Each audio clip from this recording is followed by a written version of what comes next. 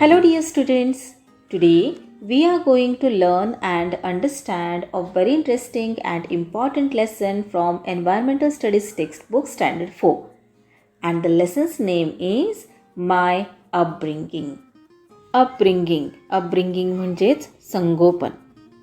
Now observe the pictures given below and tell what do you see in these pictures. या पिक्चर्समध्ये तुम्हाला काय दिसते ते सांगायचे आहे.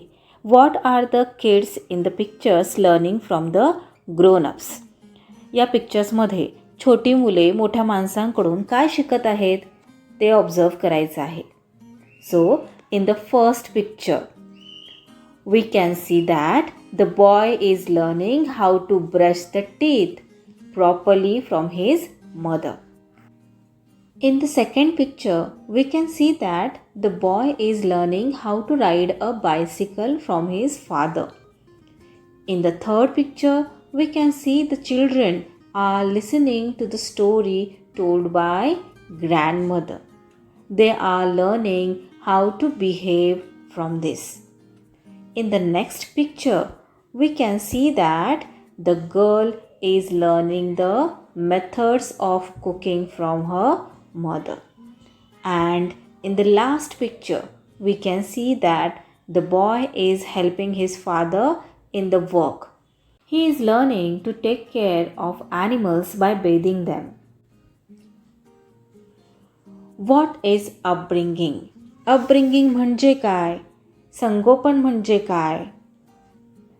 We learn many different things while we are growing up. जेव्हा आपण लहानाचे मोठे होत असतो तेव्हा आपण अनेक छोट्या मोठ्या गोष्टी शिकत जातो. They lead to the development of certain habits म्हणजे छंद, लाईक्स म्हणजे आवड आणि डिसलाईक म्हणजे नाआवड. लहानाचे मोठे होताना आपण अनेक छोट्या मोठ्या गोष्टी शिकत जातो. त्यातूनच आपल्या सवयी घडत जातात, आपल्या आवडीनिवडी ठरत जातात. They shape our views and thoughts. आणि त्यामुळेच हळूहळू आपले विचार पक्के होऊ लागतात. This process is known as our upbringing. आणि यालाच आपली अपब्रिंगिंग म्हणजे जडणघडण असे म्हणतात. You must have seen photographs of your childhood. तुम्ही तुमचे लहानपणाचे फोटो बघितले असतील. यू बिगॅन टू क्रॉल म्हणजे रांगणे. You learned how to walk and how to talk. तुम्ही रांगायला लागलात, तुम्ही चालायला शिकलात, तुम्ही बोलायला शिकलात. And apart from this you learned many more things. How to brush your teeth, how to bathe, how to eat without spilling म्हणजे सांडवणे. How to behave with people older than you. Behave म्हणजे वागणे. You learned many more things besides this basic ones. How to fill your school bag, how to ride a bicycle, how to play a cellphone game, when to feed the cattle, how to buy groceries म्हणजे किराणा माल. How to behave with strangers म्हणजे अनोळखी व्यक्ती. The list can go on and on. तुम्ही तुमचे लहानपणीचे photo बघितले असतील. तुम्ही रांगायला लागलात, चालायला शिकलात, बोलायला शिकलात, दात कसे घासायचे, अंघोळ कशी करायची, न सांडवता कसे जेवायचे, मोठ्या माणसांशी कसे वागायचे, यांसारख्या साध्या गोष्टींपासून कितीतरी गोष्टी तुम्ही शिकलात. शाळेत बॅग कशी भरायची, स्कूल बॅग तुम्ही भरत असता स्कूलमध्ये जाताना तर ती कशी भरायची, सायकल कशी चालवायची, मोबाईलवरचा गेम कसा खेळायचा, गाई गुरांना चारा कधी द्यायचा, दुकानातून किराणा मालाचे सामान कसे आणायचे, अनोळखी लोकांशी कसे बोलायचे, अशी खूप मोठी यादी आपल्याला करता येईल. You must have learned many of these things from your parents and relatives. Relatives म्हणजे नातेवाईक. आई वडील आणि नातेवाईक यांच्याकडून यातल्या अशा खूपशा गोष्टी तुम्ही शिकला असाल. Holding our hands, our parents teach us to walk. आपला हात धरून, आपल्या हाताचे बोट धरून आपले आई वडील आपल्याला चालायला शिकवतात. They teach us how to behave and how to talk to others. When we make mistakes they show us how to correct them. They want us to become good people. आई वडील आपले बोट धरून आपल्याला चालायला शिकवतात. वागण्या बोलण्याची पद्धत सांगतात. चूक झाली तर ती कशी सुधरवायची ते शिकवतात. आपण एक चांगला माणूस व्हावे असे त्यांना वाटत असते. Now do you know how does a lion cub learn how to hunt? Lion cub म्हणजे लायनचे बाळ, छोटा लायन. लायनचे जे बाळ आहे ते शिकार कसं करायला शिकतं ते माहीत आहे का तुम्हाला? A lion cub is not able to hunt as soon as it is born. शिकार करून आपले पोट कसे भरायचे हे लायनच्या कबला जन्मतःच माहीत नसते. It is taught how to hunt by its mother and other lionesses in the pride. Pride म्हणजे लायनचा ग्रुप असतो. लायनच्या ग्रुपला प्राईड असे म्हणतात. लायनेस म्हणजे गर्ल लायन. हंट कसे करायचे? हंट म्हणजे शिकार. शिकार कशी करायची हे त्या छोट्याशा कबला त्याची आई आणि प्राईडमधील इतर लायनेसेस शिकवतात. These कब्स are quite helpless for about the first 2 weeks. पहिले 2 आठवडे होईपर्यंत हे जे कब आहे ते खूप नाजूक असते, छोटेसे असते. They do not even open their eyes. त्यांना स्वतःचे डोळेसुद्धा उघडता येत नाहीत. Therefore their mother keeps them hidden away from others. आणि त्यामुळे त्यांची आई त्यांना सगळ्यांपासून लपवून ठेवते. हिड म्हणजे लपवणे. When the cubs are about 8 weeks of age, they are introduced to the other members of the pride. Introduce म्हणजे ओळख. कब लायनचे कब जेव्हा 8 weeksचे होते तेव्हा त्याची ओळख प्राईडमधील इतर मेंबर्सबरोबर करून दिली जाते. All the lionesses take care of the cubs. सगळ्या ज्या लायनेसेस आहेत त्या कबची काळजी घेतात. A cub is pampered by all of them until it is 3 months old. Pampered म्हणजे लाड करणे. 3 monthsचे होईपर्यंत सगळ्या लायनेसेस त्या कबचे लाड करतात. Then it begins to learn how to hunt. आणि त्यानंतर शिकार कशी करायची हे शिकणे सुरू होते. It takes 2 to 3 years for a cub to become adept at hunting. Adept म्हणजेच कुशल किंवा पारंगत. हंट करण्यात, शिकार करण्यात पारंगत होण्यासाठी 2 to 3 yearsचा काळ जावा लागतो. Our loved ones to try hard to see that we develop good habits. आत्ता आपण पाहिले की लायनचे कब हे जेव्हा खूप छोटे असते तेव्हा त्याची आई त्याची कशी काळजी घेते. प्राईडमधील इतर लायनेसेस त्याची कशा प्रकारे काळजी घेतात आणि ते 2 to 3 yearsचे झाल्यानंतर त्याला छान शिकार करता यायला लागते. त्याचप्रकारे आपल्याला चांगल्या सवयी लागाव्यात म्हणून आपली प्रेमाची माणसे धडपडत असतात. लव्ड वन्स म्हणजे प्रेमाची माणसे. Or close relatives like our grandparents, uncles and aunts also have great affection for us. Affection म्हणजे जिव्हाळा, आपुलकी. आजी, आजोबा, काका, मामा, मावशी, आत्या यांसारख्या जवळच्या नातेवाईकांनाही आपल्याबद्दल आपुलकी असते. आपल्याबद्दल त्यांना जिव्हाळा वाटतो, प्रेम वाटते. We learn many things from them too. त्यांच्याकडूनही आपण खूप साऱ्या गोष्टी शिकतो. People who are close to us teach us how to carry out our own tasks ourselves. They appreciate it when we can do all these things properly. Appreciate म्हणजे आपले कौतुक करतात. They comment us saying that we have grown up. Grown up म्हणजे मोठे होणे. मुलांनो, आपले relatives आपल्यावर खूप प्रेम करतात. त्यांच्याकडून आपण खूप साऱ्या गोष्टी शिकतो. स्वतःची कामे स्वतः कशी करायची हे आपल्याला आपले जवळचे माणसेच शिकवत असतात. आणि या गोष्टी जेव्हा आपण खूप छान व्यवस्थित प्रकारे करू लागतो तेव्हा हे सगळे लोक आपले कौतुक करतात. आपण मोठे झालो असे सगळेजण म्हणू लागतात. Now do you know, have you heard the names Hali Raghunath बरफ और समीप अनिल पंडित? हाली रघुनाथ बरफ आणि समीप अनिल पंडित ही नावे तुम्ही ऐकली आहेत का?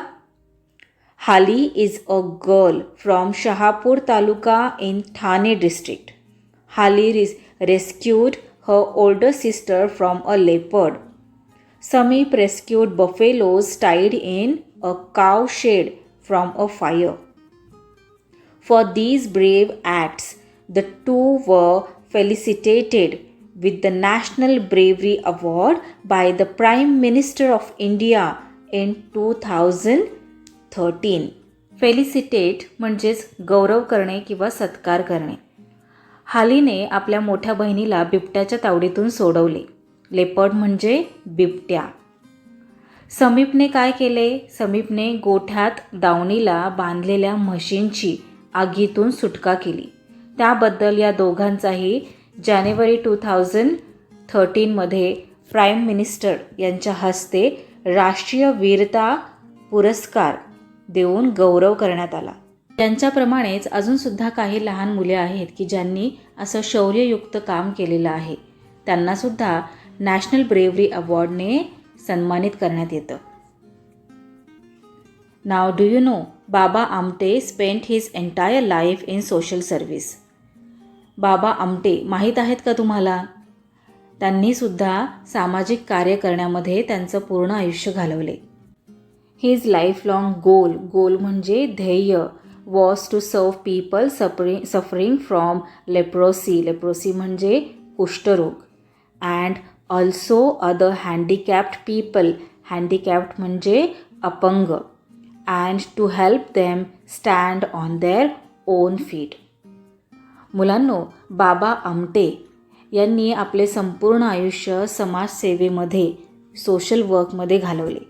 कुष्ठरोगी, दृष्टीहीन, अपंग लोकांना स्वतःच्या पायावर उभे करणे हे त्यांच्या आयुष्याचे ध्येय होते. In this mission he was helped immensely by his wife Sadhanatai. Immense म्हणजे खूप जास्त, अफाट. बाबा आमटे यांच्या कार्यात त्यांच्या पत्नी साधनाताई यांनी बाबा आमट्यांना मोलाची साथ दिली, खूप मदत केली. His work is being carried on by his sons and his daughters-in-law. Now, even the third generation of the Amte family is carrying on this mission. This example of social service carried on relentlessly by 3 generations of a family is really inspiring. Relentlessly म्हणजे अथकपणे, न थांबता, न थकता. Generation म्हणजे पिढ्या आणि inspiring म्हणजे प्रेरणादायी. मुलांनो, बाबा आमटे यांची मुले आणि सुना यांनी त्यांचे कार्य पुढे चालू ठेवले. समाजसेवेचे कार्य तसेच पुढे चालू ठेवले. आता त्यांची थर्ड जनरेशन या कार्यामध्ये आपले योगदान देत आहे. आई वडील, आजी आजोबा यांचे अनुकरण करत समाजसेवेचे कार्य पुढे चालू ठेवण्याचे हे उदाहरण किती इन्स्पायरिंग आहे, हो ना? Everything that we learn is not taught to us by somebody. जे काही आपण शिकतो ते आपल्याला इतरांनी शिकवलेलं असतं असं नाही. We pick up many things through observation and through exposure. Observation म्हणजे निरीक्षण, एक्सपोजर म्हणजे एकमेकांच्या संगतीने, एकमेकांच्या बरोबर. आपण अवतीभोवती निरीक्षण करून बघून अनेक गोष्टी शिकत असतो. त्याचप्रमाणे एकमेकांच्या संगतीने सुद्धा अनेक गोष्टी शिकत असतो. How do our friends speak, what clothes do they wear, what games do they play, how do they study. We pick up many of these things unconsciously. Unconsciously म्हणजे नकळत. Many times we also begin to behave like our friends. आपण ज्या गोष्टी शिकतो त्या आपल्याला कोणी शिकवलेल्याच असतात असं काही नाही आहे. आपण अवतीभोवती बघून एकमेकांच्या संपर्कात येऊन अनेक गोष्टी शिकत असतो. आपले फ्रेंड्स कसे बोलतात, कशा प्रकारचे कपडे घालतात, कोणते खेळ खेळतात, कसा अभ्यास करतात, हे अनेकदा आपण नकळतपणे शिकतो. बरेचदा त्यांच्यासारखे वागायलाही लागतो. These parents have come for a parent-teacher meeting at school. See what they say to each other. हे इथे काही पेरेंट्स आहेत. ते पेरेंट टीचर मीटिंगला स्कूलमध्ये आलेले आहेत. बघूयात आपण ते काय बोलत आहेत. Earlier, Renuka never ate her vegetables. Now that she has started going to school, she eats everything without a fuss. Fuss म्हणजे गोंधळ. इथे रेणुकाची आई काय सांगत आहे की आधी जेवताना रेणुका व्हेजिटेबल्स खात नव्हती. शाळेत जायला लागल्यापासून ती सर्व व्हेजिटेबल्स व्यवस्थित खाते, व्यवस्थित जेवते, अजिबात गडबड गोंधळ न करता. Ever since Zoya, Shilpa and Gail have become friends, they ride their bicycles together every evening. I am happy that they all get enough exercise. इथे जोयाची आई काय सांगत आहे. जोया, शिल्पा आणि गेल यांची मैत्री झाल्यापासून तिघीजणी रोज संध्याकाळी सायकल चालवतात. त्यामुळे तिघींचाही छान व्यायाम होतो. आता इथे ever since Prathamesh has become friends with Salman and Baman, he has started taking a lot of interest in maths. इथे प्रथमेशचे बाबा आहेत. ते सांगतायत की सलमान, बमन आणि प्रथमेशची मैत्री झाल्यापासून प्रथमेश न कंटाळता मॅथ्सचा अभ्यास करायला लागला आहे. We are influenced by other people around us just as we are influenced by our friends.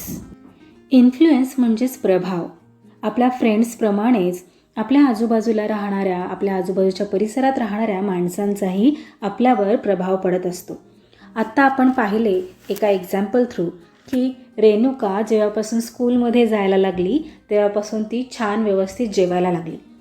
Zoya, तिला जेव्हापासून छान फ्रेंड्स मिळाल्या शिल्पा आणि गेलसारख्या, तेव्हापासून ती छान रोज संध्याकाळी सायकल चालवते. त्यामुळे तिचा छान व्यायाम होतो. प्रथमेशसुद्धा आता फ्रेंड्सबरोबर बसून मॅथ्स चांगलं करायला लागलेलं आहे. मग आपल्या मित्रमैत्रिणींप्रमाणेच आपल्या आजूबाजूला राहणारे जे लोक आहेत त्यांचासुद्धा आपल्यावर प्रभाव पडत असतो. We meet our neighbours every day for some reason or other.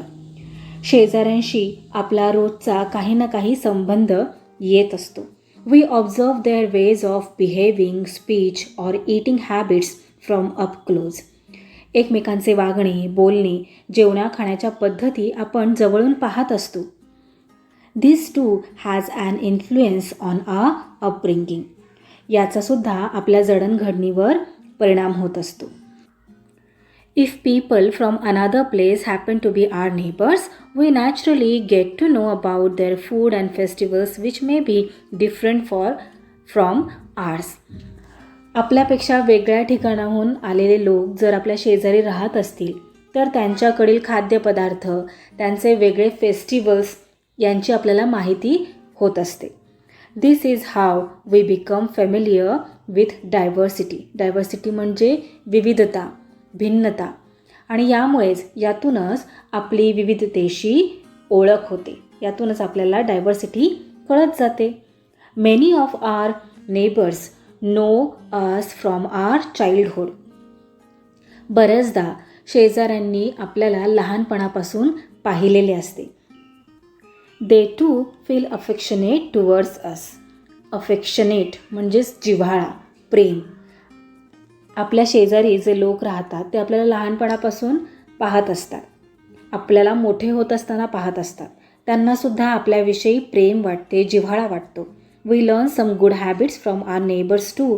काही चांगल्या सवयी आपण आपल्या शेजाऱ्यांकडून सुद्धा शिकत असतो. Our neighbours also influence our upbringing. चांगला शेजार आपल्या जडणघडणीत, आपल्या अपब्रिंगिंगमध्ये महत्त्वाचा असतो. Now Pratap says this is my neighbour. Pratap इथे या पिक्चरमध्ये प्रताप आहे. हा काय म्हणत आहे की हे माझे शेजारी आहेत. This is my neighbour. He likes to go for walk every morning. I call him आजोबा.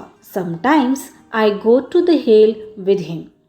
प्रताप काय सांगत आहे, माझ्या शेजारच्या आजोबांना रोज सकाळी फिरायला जायची आवड आहे. त्यांच्याबरोबर मीही कधीकधी टेकडीवर जातो. सुप्रिया काय सांगत आहे, didi living next to us loves to read. आमच्या शेजारी जी दीदी राहते, जी ताई राहते, तिला रीडिंग करायला फार आवडते. She often gives me nice story books to read. ती मला नेहमी अनेकदा छान छान स्टोरी बुक्स वाचायला देत असते. Now Hina says this is my neighbour. ह्या ज्या आजी आहेत त्या या हिनाच्या शेजारी राहतात. She is very old. आणि या आजी खूप ओल्ड आहेत. Even then she sweeps her front yard every day without fail. या आजी खूप ओल्ड आहेत, खूप म्हाताऱ्या आहेत, पण तरीसुद्धा त्या नेहमी त्यांचं अंगण छान झाडून घेत असतात.